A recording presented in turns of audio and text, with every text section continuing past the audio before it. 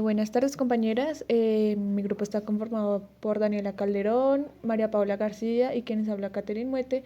Nuestro tema de exposición es acerca de las variables, su categorización y medición. En términos generales, las variables son conceptos, pero no cualquier concepto constituye una variable. Esto significa que existen conceptos constantes y conceptos variables. Los primeros son aquellos que a lo largo de una determinada investigación van a permanecer fijos asumiendo un único valor. Las variables, en cambio, son conceptos que asumen diferentes valores. Es decir, que las variables se refieren a aquellas propiedades, atributos, características, magnitudes, funcionalidades, etcétera, que podrían estar presentes en algunos casos o ausentes en cada uno de los casos que conforman el universo de estudio. Por ejemplo, si se realiza un estudio sobre estudiantes universitarios, el concepto de estudiante universitario permanecerá constante. En tanto, la multiplicidad de características propias de los estudiantes serán las variables. Los principios que rigen la categorización de una variable es el principio de exhaustividad, que sostiene que en la categorización se deben contemplar todos los valores posibles. Por ello, suele preverse la utilización de una categoría residual como otros. Está el principio de exclusividad, que sostiene que en toda categorización las variables deben ser mutuamente excluyentes de manera tal que una misma unidad de análisis no pueda ser ubicada en dos categorías simultáneamente. Hay varios factores que inciden en la categorización de una variable. La primera es la referencia al marco teórico, ya que los valores deben guardar relación con el marco teórico en que se basa la investigación. Está el tamaño del universo y la muestra, que habla, esto es un poco enredado porque habla de un principio de economía y a fin de evitar que la información se disperse, el número de categorías debe adecuarse a la cantidad de unidades de análisis. O sea, a menor cantidad de casos, menor cantidad de categorías y viceversa. Está la línea del continuo. Estas deben seguir un mismo criterio. Por ejemplo, si la variable fuese clima laboral, las categorías no podrían ser muy conflictivo, acogedor, desagradable, pues pertenecen a escalas diferentes. Está la utilización del punto neutral, donde deben evaluarse en cada caso si se usa o no. La cantidad de categorías positivas y negativas. La cantidad de categorías debe ser muy similar. No sería correcto utilizar una escala como excelente, muy bueno, bueno o malo. Las características objetivas del contexto de investigación. Por ejemplo, si se desea utilizar la variable nacionalidad en una investigación en nuestro país, se podría prever argentino, peruano, boliviano, pero no tendría sentido incluir noruego, francés o ruso.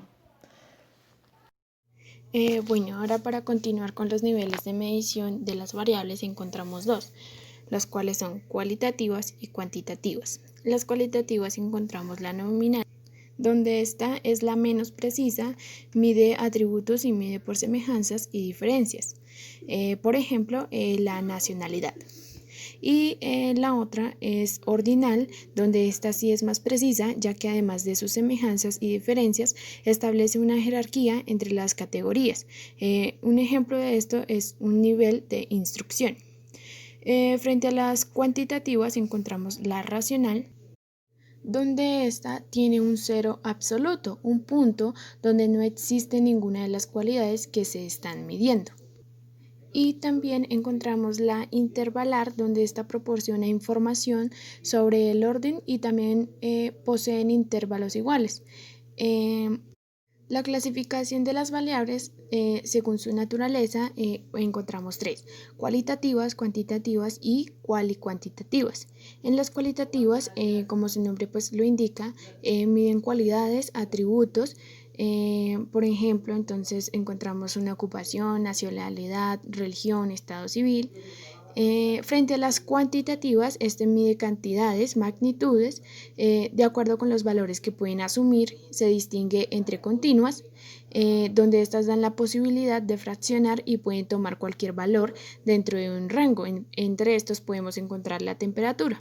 Y también se pueden encontrar las discretas, que solo asumen valores enteros. Por ejemplo, aquí podemos encontrar el número de hijos. Frente a las cuantitativas, estas son las que se refieren a aspectos cualitativos y cuantitativos, es decir, que miden atributos y magnitudes. En todos los casos son variables complejas, que a los efectos de su medición serán cuantificados. De acuerdo a su función, las variables se pueden clasificar en independientes, dependientes, terceras viables y según su grado de complejidad.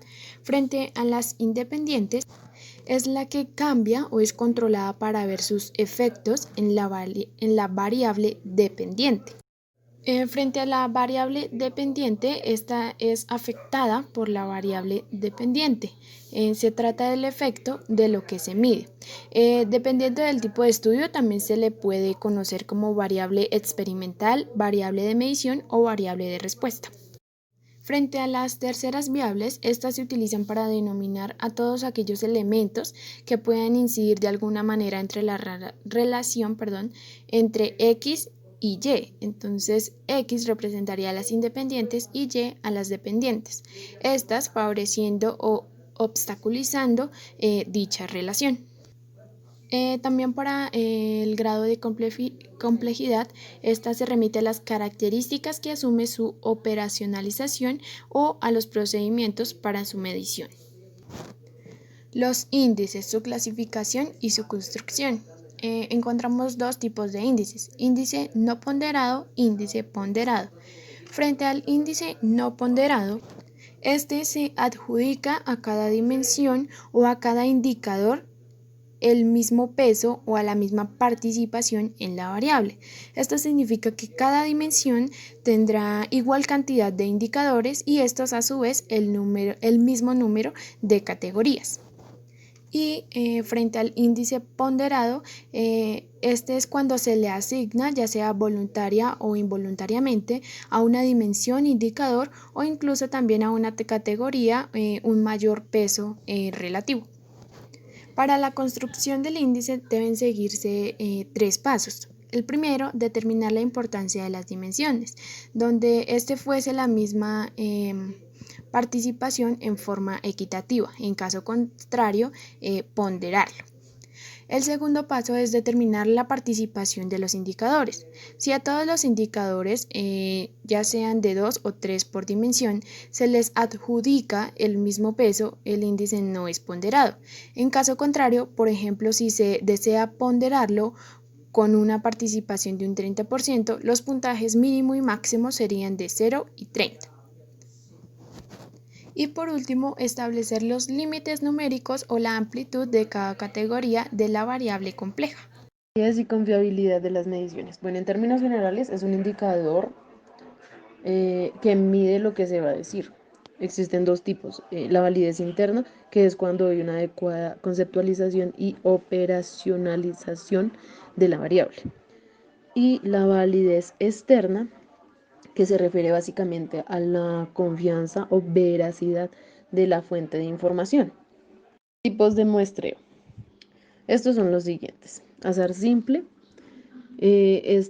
Son las unidades de análisis que se extraen del marco muestral sin ningún tipo de diferencia. Este es el más sencillo. Azar sistemático, aquí se busca que aparezcan casos de toda la escala de posibilidades. Se maneja un coeficiente de evaluación, universo muestra, que determine cada cuántas unidades se extraen, por ejemplo, de 10 en 10. Azar por conglomerado. Pues está pensado para estudios en grandes extensiones geográficos. Un ejemplo puede ser país, provincias, distritos, escuelas. Azar estratífico se utiliza cuando estamos ante la presencia de un universo heterogéneo. Para recurrir a esta técnica Se estratifica el universo en base a una o dos, vari a una o dos o más variables. Eh, Muestreo no probabilístico, esto es accidental. Esta es la muestra menos rigurosa de todo. Se toman simplemente los primeros casos, que es como por casualidad. El intencional se usa cuando las unidades de análisis y o información son informantes claves. Conocen algo, vivió algo, bueno, entre otros. Y por cuotas. Implica una mayor presentatividad dentro de las técnicas no probabilísticas, especialmente al trabajar con universos heterogéneos, pues garantiza la presencia de elementos de los distintos estratos o subgrupos que componen el universo. Bola de nieve.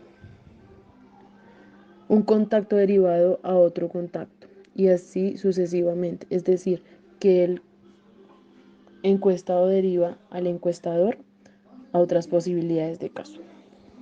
Bueno, en recolección de datos tenemos las encuestas, que esto quiere decir que es una técnica de recolección de datos que se utiliza como instrumento, un listado de preguntas que están fuertemente estructuradas y que recogen información para ser tratados estadísticamente desde una perspectiva cuantitativa.